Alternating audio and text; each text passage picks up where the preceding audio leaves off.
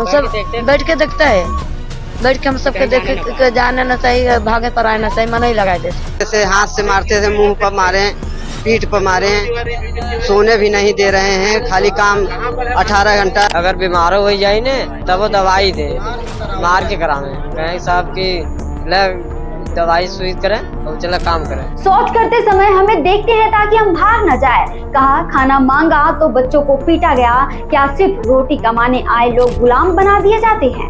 रायपुर की mushroom factory में क्रूरता, यूपी बिहार झारखंड के 97 मजदूरों का रेस्क्यू। तो नमस्ते, मैं सोनी और आप देख रहे हैं स्वयं छत्तीसगढ़।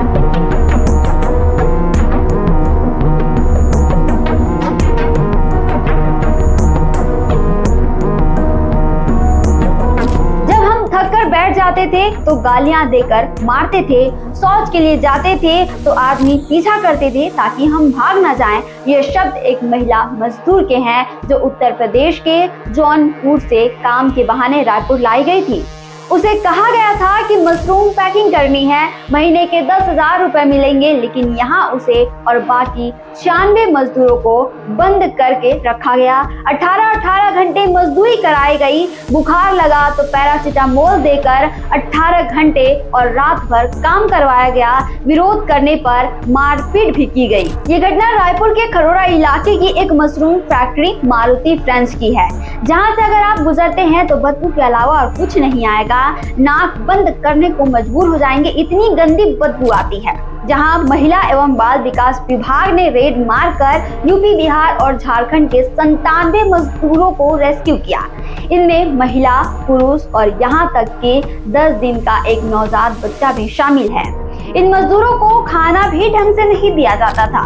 दाल चावल अधपक्का, अगर खाना मांगो तो बच्चों को पीट दिया जाता था। एक मजदूर के पैर की उंगली को फैक्ट्री मालिक ने ब्लेड से काट दिया। मोबाइल और आधार कार्ड छीन कर रख लिया ताकि भाग ना सके और कहीं से हेल्प भी ना मिले। एक मजदूर शमशेर ने बताया, रात को भी उठाकर काम करवाया जाता था। महिलाओं के साथ बदसलूकी होती थी और दरवाजा बंद रहता था ताकि कोई बाहर भाग ना जाए, और इसलिए भी शौच के लिए भी हमें निगरानी में रखा जाता था। जैसे हाथ से मारते थे, मुंह पर मारे, पीठ पर मारे, सोने भी नहीं दे रहे हैं, खाली काम 18 घंटा। अगर बीमार हो जाए ने तब वो दवाई दे, मार के करावे, कहें साहब की दवाई सुई करें और चला काम करें। 8 महीना 9 महीना खटाता, उसको सब भेज देता, पैसा नहीं देता है। 9 महीने में 25,000 रुपया दिया है, इससे ज्यादा नहीं दिया। वो सब बैठ के देखता है, बैठ के हम सबके देख के जाने न चाहिए, भागे पर आए न चाहिए, मन ही लगाए थे। इस काली सच्चाई का खुलासा तब हुआ जब कुछ मजदूर रात के अंधेरे में भागकर 20 किलोमीटर पैदल चलकर रायपुर के भाटा गांव बस स्टैंड पहुंचे। स्थानीय लोगों ने उनकी हालत देखकर उनकी मदद की और फिर पुलिस व महिला विभाग की टीम पहुंची। मजदूरों ने फैक्ट्री मालिकों विकास तिवारी, विपिन तिवारी और नीतीश तिवारी के खिलाफ कार्रवाई करने और वहां फंसे मजदूरों की रिहाई के लिए रायपुर के पुलिस अधीक्षक से शिकायत की। मजदूरों ने एसपी को लिखे शिकायत पत्र में फैक्ट्री में प्रताड़ना का जिक्र किया, जिसमें 18 घंटे काम करने के बावजूद भी महीनों तक पैसे नहीं दिए गए थे।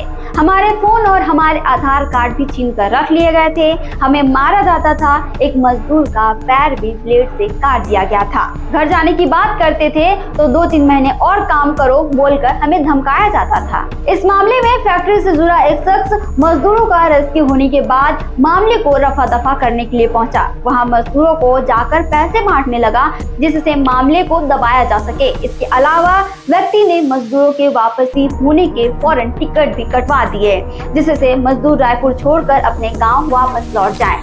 जिला प्रशासन के सहयोग से, अन्य विभागों के सहयोग से हम लोगों ने इसमें कार्रवाई की और जितने भी लेबर वहाँ काम कर रहे थे, जिनको पेमेंट की शिकायत थी, जिनको नहीं मिला था, वो सारे लोगों को हम यहाँ लेकर के आए थे और इनकी नियमानुसार हम इनके पूरे कथन ले रहे हैं, बयान ले रहे हैं कि कब से ये काम कर रहे हैं और क्या चीजें हैं करके। अब सवाल ये है कि अगर मजदूरों की जगह किसी नेता का बेटा होता तो क्या तब भी इतने दिन तक ये सब चलता? श्रम विभाग और प्रशासन कहाँ था? एक 10 दिन का बच्चा भी बंधक बन गया और अफसरों के फोन तक नहीं उठते। ये कहानी सिर्फ मजदूरी की नहीं, ये इंसानियत की हार और प्रशासन की चुप्पी की कहानी है। ये उन लोगों की आवाज है जो सिर्फ रोटी के लिए अपना गांव छोड़ते हैं लेकिन लौटते हैं जख्म लेकर। इस खबर पर आपकी क्या राय है, कमेंट करके जरूर बताएं। छत्तीसगढ़ से जुड़े और अपडेट्स के लिए आप देखते रहें वयम छत्तीसगढ़।